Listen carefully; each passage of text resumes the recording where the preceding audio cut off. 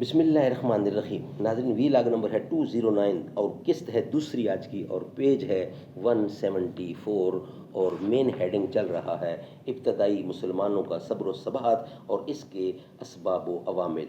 ناظرین، ہم آپ کے سامنے سیرت النبی کی کتاب سے یہ بیان پیش کر رہے ہیں، اور سیرت النبی کی اس کتاب کے رائٹر ہیں مولانا صفی الرحمان مبارک پوری، اور کتاب کا ٹائٹل ہے الرحیق المختوم، یعنی سیرت النبی صلی اللہ علیہ وسلم پر دنیا بھر میں اول انعام یافتہ یہ کتاب ہے۔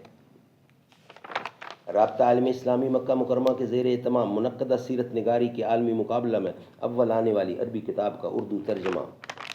بسم اللہ الرحمن الرحیم۔ یسقون من رحیق مختوم، یہ لوگ سرے بمہر شراب پلائے جائیں گے۔ الرحیق المختوم۔ بسم اللہ الرحمن الرحیم۔ وَإِن تُطِیعُوهُ تَهْتَدُوا، اور اگر اس کی فرما برداری کرو گے تو راہ پاؤ گے۔ نحمدہ ونصلی علی رسولہ الکریم۔ بسم اللہ الرحمن الرحیم۔ اے خاک نشینوں اٹھ بیٹھو، وہ وقت قریب آ پہنچا ہے جب تخت گرائے جائیں گے، جب تاج اچھالے جائیں گے۔ اب ٹوٹ گریں گی زنجیریں، اب زندانوں کی خیر نہیں، جو دریا جھوم کے اٹھے ہیں تنکوں سے نہ ٹالے جائیں گے۔ ناظرین، وی لاگ نمبر ہے 209، اور آج دوسری قسط ہے الف لام میم۔ احسب الناس ان یترکوا ان یقولوا آمنا وهم لا یفتنون، وَلَقَدْ فَتَنَّا الَّذِينَ مِن قَبْلِهِمْ فَلَيَعْلَمَنَّ اللَّهُ الَّذِينَ صَدَقُوا وَلَيَعْلَمَنَّ الْكَاذِبِينَ۔ سورت نمبر 29 اور 1 سے لے کر تیسری آیت ہے یہ۔ الف لام میم۔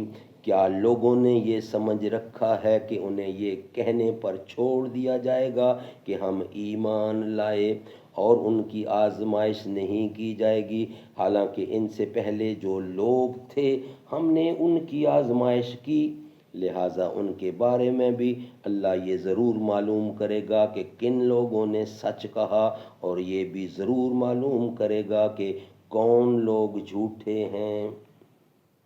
اور انہی کے بہ پہلو ایسی آیات کا نزول بھی ہو رہا تھا جن میں کفار و معاندین کے اعتراضات کے دندان شکن جواب دیے گئے تھے، ان کے لیے کوئی ہیلہ باقی نہیں چھوڑا گیا تھا، اور انہی بڑے واضح اور وہ دو ٹوک الفاظ میں بتلا دیا گیا تھا کہ اگر وہ اپنی گمراہی اور انا پر مصر رہے تو اس کے نتائج کس قدر سنگین ہوں گے۔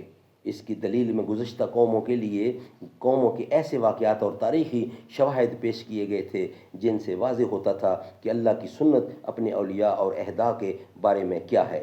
پھر اس ڈراوے کے بہ پہلو لطف و کرم کی باتیں بھی کہی جا رہی تھیں، اور افہام و تفہیم اور ارشاد و رہنمائی کا حق بھی ادا کیا جا رہا تھا تاکہ باز آنے والے اپنی کھلی گمراہی سے باز آ سکیں۔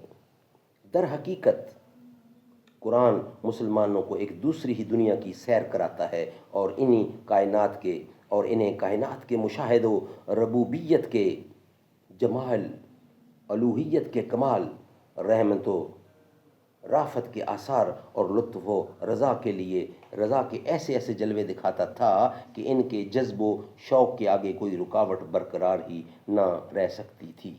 پھر انہی آیات کی تہہ میں مسلمانوں سے ایسے خطاب بھی ہوتے تھے جن پر پروردگار کی طرف سے رحمت و رضوان اور دائمی نعمتوں سے بھری ہوئی جنت کی بشارت ہوتی تھی، اور ظالم و سرکش دشمنوں اور کافروں کے ان حالات کی تصویر کشی ہوتی تھی کہ رب العالمین کی عدالت میں فیصلے کے لیے کھڑے کیے جائیں، ان کی بھلائیاں اور نیکیاں ضبط کر لی جائیں گی اور انہیں چہروں کے بل گھسیٹ کر یہ کہتے ہوئے جہنم میں پھینک دیا جائے گا کہ لو جہنم کا لطف اٹھاؤ۔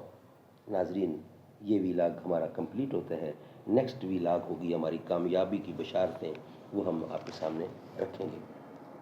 بروز محشر شفیع امت پیاس سب کی بجھا رہے ہیں، حبیب رب ہی خدا سے بخشش کرا کے جنت دلا رہے ہیں۔ حضور جس دم جہاں میں آئے، خوشی سے ہر ایک یہ گیت گائے، سوائے ابلیس کے سبھی تو گھروں میں جھنڈے لگا رہے ہیں۔ وہ نور جس کو بنایا رب نے زمین سے پہلے، زمان سے پہلے، اسی سے شمس و قمر بھی آج تک، اسی سے شمس و قمر ستارے بھی آج تک جگمگا رہے ہیں۔ بروز محشر